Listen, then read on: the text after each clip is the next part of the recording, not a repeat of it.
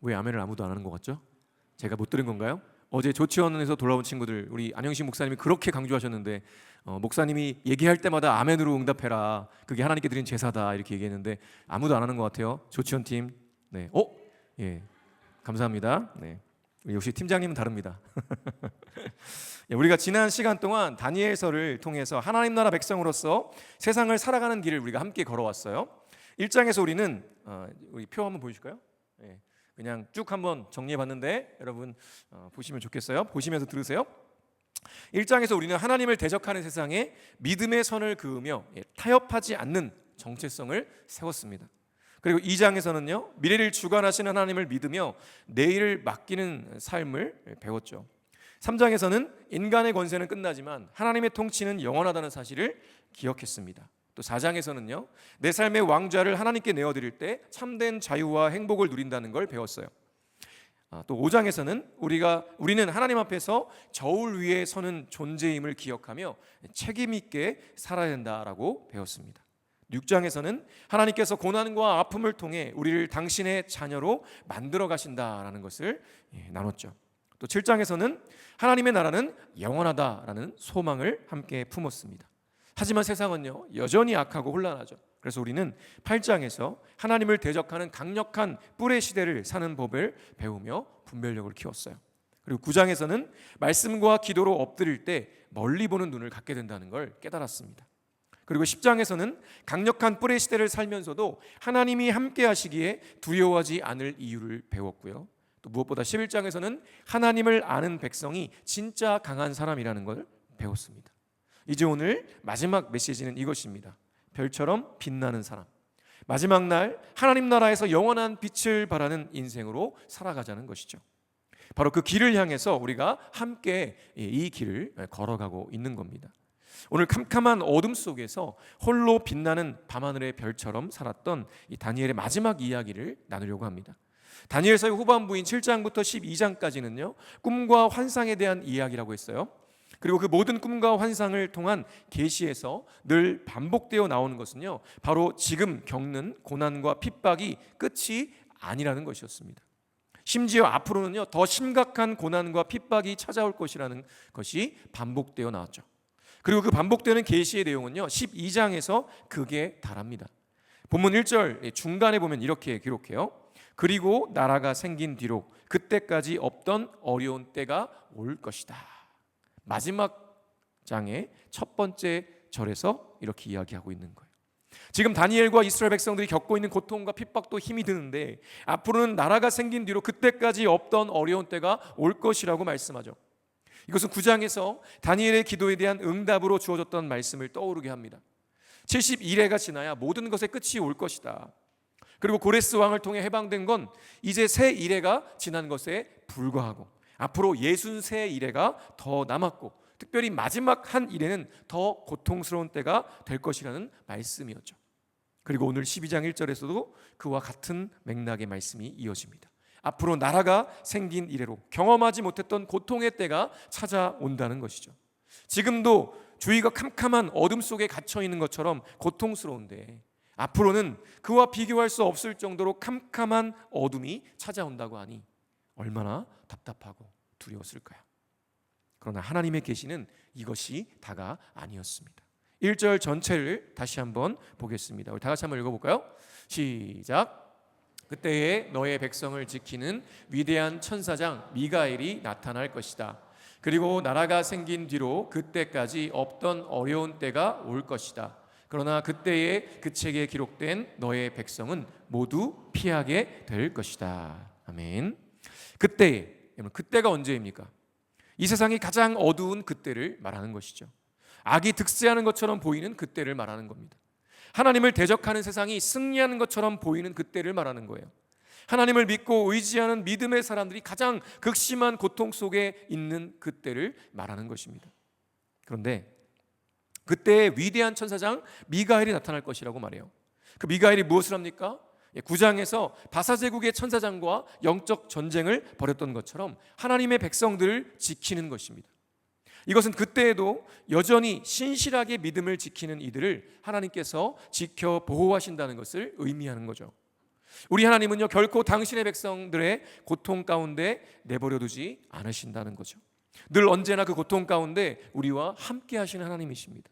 오늘 목사님의 글에 보니까요, 하나님은 이 3장에서 다니엘의 세 친구가 풀무불에 던져지는 그 순간에도 그 풀무불 속에 함께 하시며 지키며 보호하신 분이시고, 또 6장에서 다니엘이 굶주린 사자굴에 던져질 때는 다니엘보다 먼저 그 사자굴에 들어가셔서 사자들의 입을 막으신 분이시라고 표현했어요. 우리 하나님은요 당신을 믿고 의지하며 사랑하는 자들과 함께 고통 속에서도 함께 하시며 우리보다 먼저 고통 속으로 걸어 들어가시는 분이십니다. 그 하나님께서 천사장 미가엘을 보내셔서 그 캄캄한 어둠 속에서 고통 중에 있는 당신의 백성들을 지키신다고 말씀하시는 거예요. 지금 홀로 고통 속에서 힘들어하고 있는 분들이 계신가요? 여러분이 느끼든 느끼지 못하든 여러분을 사랑하시는 우리 주님께서 여러분과 함께 그 뜨거운 풀무불 속에서도 여러분과 함께하고 계시며 또 여러분을 지켜 보호하고 계신 줄로 믿습니다. 여러분이 캄캄한 사자굴에 던져진 것 같은 그 순간에 우리 주님은요 이미 여러분보다 먼저 앞서서 그 사자굴에 들어가셔서 굶주린 그 사자들의 입을 막고 계신 줄로 믿습니다. 그러니 그 주님을 여러분 믿음으로 바라보십시오. 그렇게 주님을 믿고 의지하는 백성들을 하나님께서 생명책에 기록하여서 구원하실 거예요. 그리고 마지막 71회가 다 지나가면 어떤 일이 일어날까요? 2절에 이렇게 기록합니다. 다 같이 읽을까요? 시작. 땅속 티끌 가운데서 잠자는 사람 가운데서도 많은 사람이 깨어날 것이다. 그들 가운데서 어떤 사람은 영원한 생명을 얻을 것이며 또 어떤 사람은 수치와 함께 영원히 모욕을 받을 것이다. 아멘. 그날이 오면 땅속 티끌 가운데서 잠자는 사람들이 많이 깨어날 거예요. 즉 부활한다는 것입니다. 그런데 이 부활은요 여러분 두 부류예요. 우리가 착각하는 게 있습니다. 예수를 믿는 사람들만 부활한다고 생각하는 거예요. 착각입니다. 성경에서는 이 세상 모든 사람들이 부활할 거라고 말해요. 안 놀랍니까? 어떤 사람은요 두 부류인데 어떤 사람은 부활하여서 영원한 생명을 얻습니다. 그렇지만 어떤 사람은요 부활해서 수치와 함께 영원히 모욕을 받을 거라고 말씀합니다. 여러분 놀랍지 않습니까? 이 세상 모든 사람들은요 마지막 심판날에 다 부활할 거예요. 그리고 영원히 살아갈 겁니다. 그것은 모두가 똑같다는 거예요. 예수 그리스도를 믿어 그분을 주로 모셔 하나님 나라에 들어간 사람들은 주님과 함께 영원토록 다스리며 살 것이고요, 반대로 예수를 믿지 않고 내가 주인 되어 살았던 모든 사람들은 똑같이 부활하지만 수치와 함께 영원히 모욕을 받으며 살게 될 것이라고 성경에서 수없이 이야기하고 있습니다. 지금까지 다니엘서를 살펴보면서 하나님의 계시가 실제 역사 속에서 지속적으로 이루어져 왔다는 걸 살펴보았어요. 특별히 11장에 보면 정말 많은 부분들이 역사의 속에서 실제로 이루어졌다는 걸 우리는 알고 있습니다. 그렇다면 아직 다가오지 않았지만 미래에 나타날 일들도 반드시 이루어질 것이라는 것이 너무나 분명하다는 거죠. 가장 확실한 것이 무엇입니까? 바로 하나님의 독생자 예수께서 우리를 구원하시기 위해 인간으로 이 땅에 오셔서 십자가에 죽으시고 부활하신 구원의 사건이었습니다. 그리고 2000년이 넘는 시간 동안 수많은 믿음의 사람들이 예수를 믿으며 십자가의 길을 걸어왔다는 거죠. 이것보다 더 확실한 증거가 어디에 있습니까? 만약에 예수께서 십자가에 죽으시고 부활하신 것이 진실이 아니었다면, 진리가 아니었다면 그 진리, 거짓된 거짓말을 지키기 위해서 수없는 사람들이 2000년 동안 순교했다는 것이 여러분 믿어지십니까? 말이 안 되는 거예요.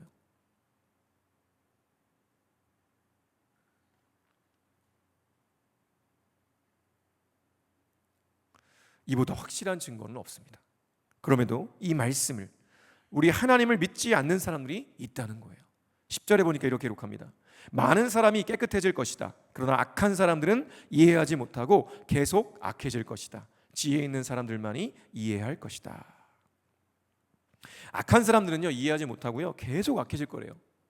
오직 지혜 있는 사람들만이 주님의 말씀을 이해하고 믿어서 하나님 나라에 들어갈 거라고 말씀하는 거예요. 지금도 세상은 여전히 악이 득세하는 것처럼 보입니다. 그래서 악한 사람들은요 끝까지 하나님을 거부하고요 마지막 때까지도 그렇게 자신이 주인이고 왕이라 여기면서 자기 생각에 옳은 대로 살아갈 거라는 거예요. 그래서 우리 믿는 이들은요 이 깨어진 세상 속에서 점점 더 믿음을 지키기 어려워질 겁니다.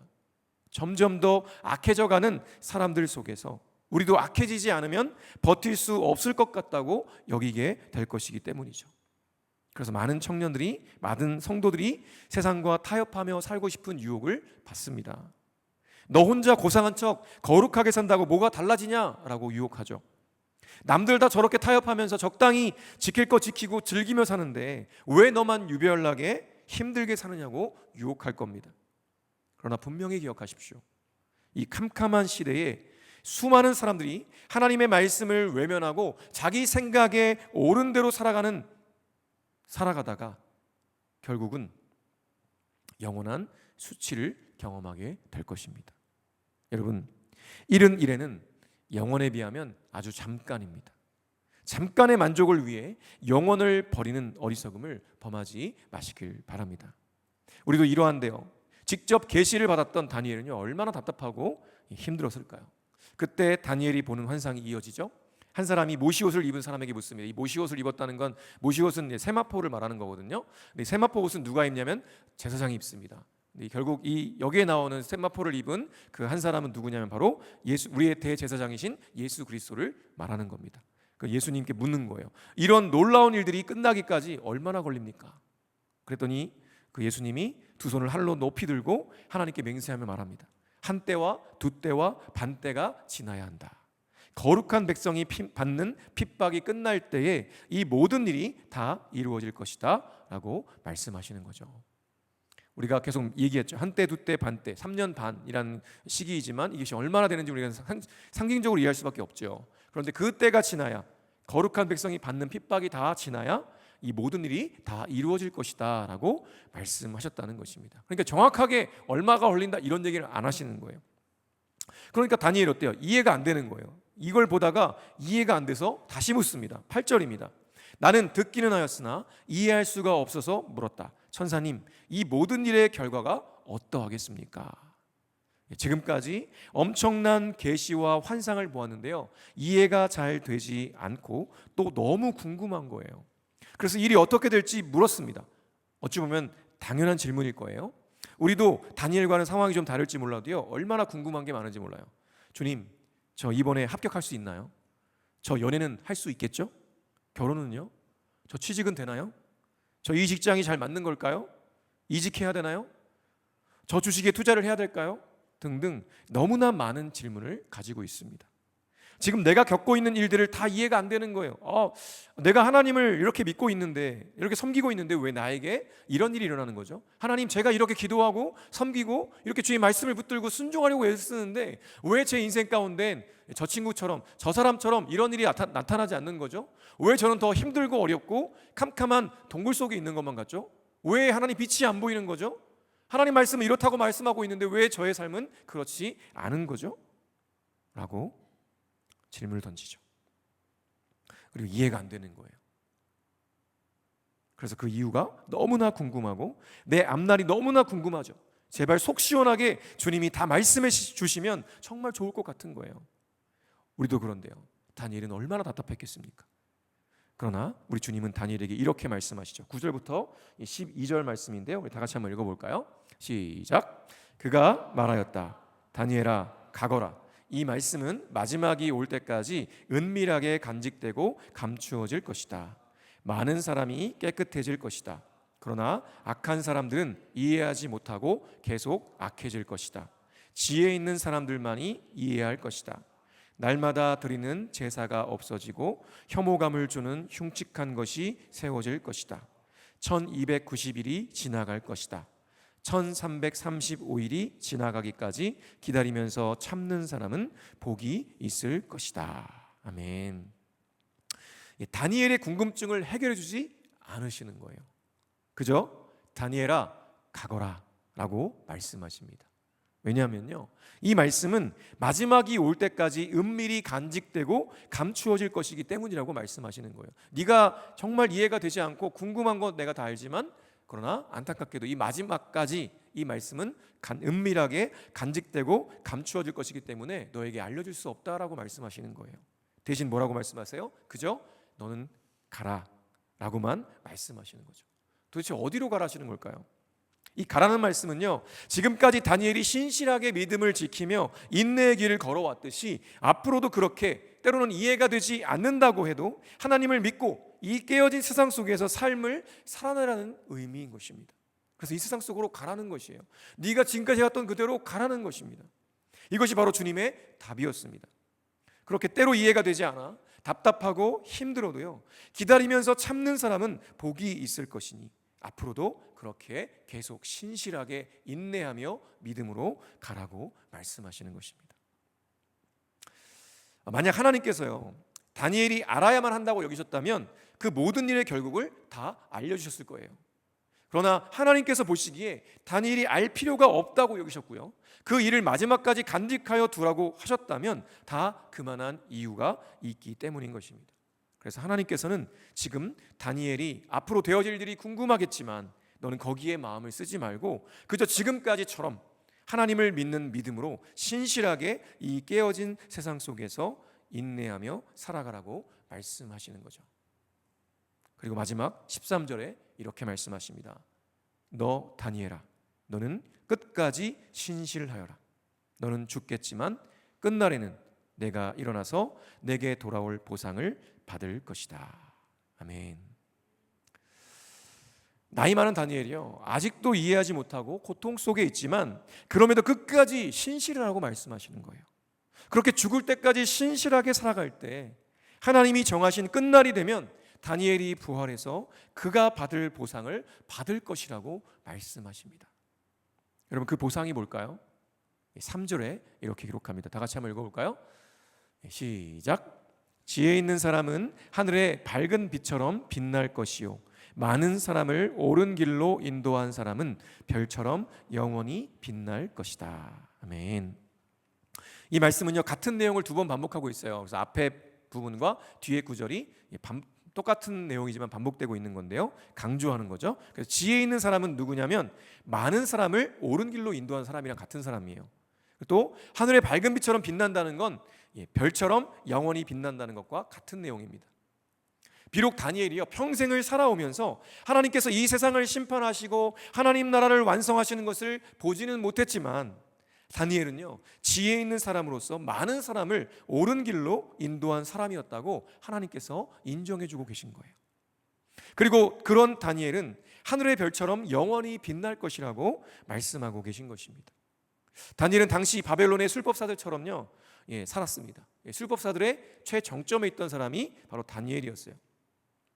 당시 술사들은 천문을 연구하는 사람들이었죠. 그러니 늘 밤하늘의 별을 올려다보면서 평생을 연구했을 것입니다.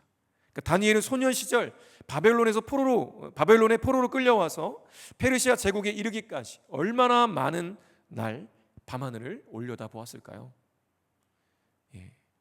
그 캄캄한 어둠 속에서 반짝반짝 빛나는 별을 보며 하나님을 대적하는 이 거대 제국 속에서 외로이 하나님을 신실하게 섬겼던 다니엘에게 너 다니엘이 캄캄한 밤하늘에 밝게 빛나는 별이 되어서 그 별을 보는 수많은 믿음의 후손들에게 큰 위로와 힘이 되게 하겠다고 인정해 주신 거라고 말씀하시는데,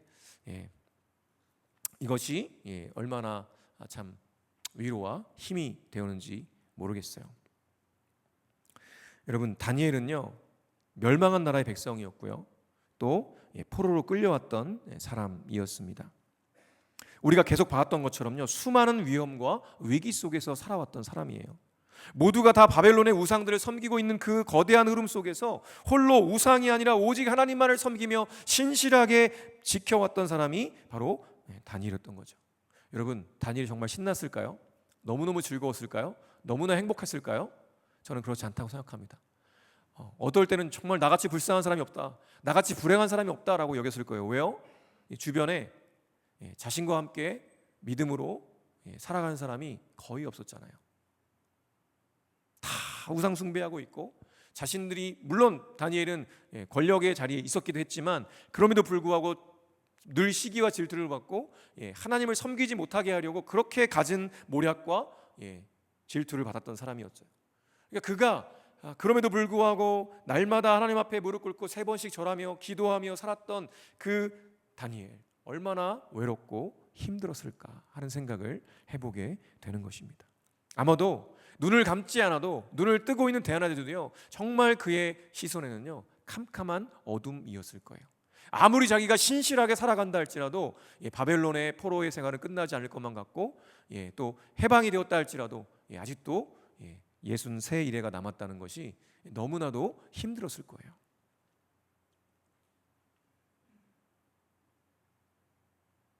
정말 외로웠을 것입니다. 그런데 그가 매일 밤 캄캄한 밤하늘을 올려다보면서 그렇게 세상이 온통 색감해도 반짝반짝 빛나는 그 별들을 바라보면서 마치 자신 같다고 여기지 않았을까요? 그러면서 하나님께서 그런 자신을 이 캄캄한 세상 속에서 반짝반짝 빛나고 있는 저 별처럼 자신을 주목하여 보신다고 여기며 날마다 위로와 힘을 얻었을 거예요.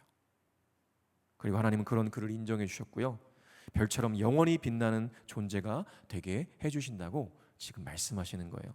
아까 우리 수경자매님이 정말 잠을 잘 수 없는 뒤척이는 그 상황 속에서 새어 들어오는 그 일출의 모습을 보고 밖에 나가 30분 동안 하나님의 창조의 아름다우심을 노래하며 은혜를 경험했던 것처럼 아마 다니엘도요 홀로 싸우는 것 같은 그 캄캄함 속에서 그 밤하늘을 바라볼 때 반짝반짝 빛나고 있는 그 별을 보면서 저 수많은 어둠 속에서 그럼에도 불구하고 외롭지만 홀로 반짝반짝 빛나고 있는 저 별처럼 내가 하나님의 말씀을 붙들고 인내하며 신실하게 살아야겠구나 라고 다짐했을 거예요. 그리고 그럼에도 불구하고 이 캄캄함 속에도 반짝반짝 빛나고 있는 저 별을 내가 보는 것처럼 우리 주님이 나를 그렇게 이 어둠 속에서 빛나고 있는 나를 보시겠구나 라고 생각하며 얼마나 큰 위로와 격려를 받았을까 하는 생각을 해봅니다. 여러분, 만약에 여러분이 믿음을 정말 잘 지키며 신실하게 살아가고 있어요. 그러면요 다니엘의 마음이 이해가 될 것 같아요. 근데 만약에 여러분이 믿음을 지키며 살지 않고 그냥 되는 대로 그냥 그때그때 타협하면서 불성실하게 하나님 앞에 불신실하지 않게 살아가고 있다면요 밤하늘의 별을 봐도요 아무런 감동이 없을 것 같아요. 여러분, 때로 믿음을 지키며 살아가는 것이 힘드시죠? 그래서 세상과 타협하고 싶은 유혹에 넘어가 버리고 싶을 때가 많지 않습니까? 다니엘도 그랬고요, 저도 그랬고요, 수많은 믿음의 선배님도 그랬어요. 그러나 오늘 다니엘을 통해 하나님께서 그런 우리에게 하시는 말씀을 여러분 잘 기억하셨으면 좋겠어요. 너 하나님의 사람아, 너는 끝까지 신실하여라. 너는 죽겠지만 끝날에는 네가 일어나서 너에게 돌아올 보상을 받을 것이다. 밤하늘에 반짝반짝 빛나는 별처럼 영원히 빛나게 될 것이다. 그러니 힘을 내어라. 신실하여라. 타협하지 말아라. 내가 너와 영원히 함께 할 것이다 라고 말이죠. 여러분, 여기서 반짝반짝 빛난다는 건요 세상에서 막 다 성공하고 뭐 탁월하고 이런 걸 말하는 게 아닙니다. 거기서 반짝반짝 빛난다는 건요 하나님께 반짝반짝 빛난다는 건 세상 사람들이 반짝반짝 빛나는 것과 다른 거예요. 하나님이 보실 때 반짝반짝 빛나는 건 하나님을 정말 알고 하나님을 정말 사랑하고 그래서 신실하게 타협하지 않고 자신의 삶을 주님께 드리고 때로는 좌절하고 낭망할 때도 있지만 그럼에도 불구하고 다시 일어나서 하나님을 바라보는 그 믿음의 사람, 그 믿음의 사람을 보시고 하나님은 반짝반짝 빛나는 별로 여기신다는 것이죠. 여러분, 정말 그렇기 때문에 우리는 주님을 잘 알아야 돼요. 주님을 더 깊이 알아가야 되고요, 힘써서 주님을 알아가야 돼요. 그리고 그렇게 주님을 알아가면 알아갈수록 더욱 주님을 사랑하게 될 거예요. 그래서 마지막 날 우리 함께 모든 어둠을 다 물리쳐내고 정말 캄캄한 밤하늘에 밝게 빛나는 별처럼 살아내어서 주님이 오실 그 아침을 함께 맞이하게 되기를 간절히 소원합니다. 우리 함께 좀 찬양할 텐데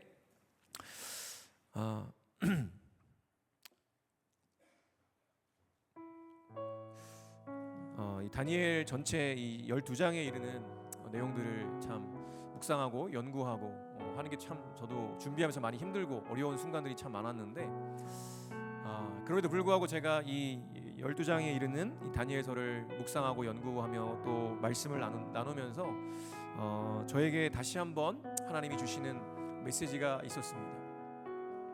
그것이 바로 오늘 제가 나눴던 그 메시지예요. 정표야, 힘들지? 야, 네가 밤낮 그렇게 말씀 연구하고 묵상하고 기도하고 죽어라 준비해서 말씀 설교해도 청년들 안 변하는 것 같지? 아멘도 안 하잖아. 얼마나 힘드니? 이렇게 말씀하시는 것 같았어요. 네가 그렇게 애쓰고 힘쓰고 그래도 뭐 세상이 변하는 것 같디? 하나도 안 변하는 것 같잖아. 세상은 점점 더 악해지잖아. 그런데 내가 너를 보고 있어.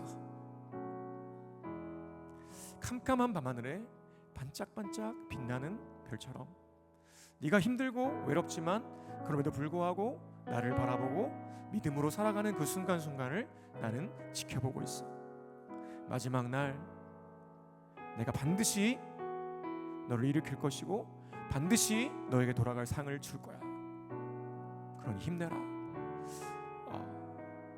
저는 이 하나님의 음성이 저에게 들려올 때 얼마나 참 감격했는지 모르겠습니다. 여러분의 인생에도 마찬가지예요.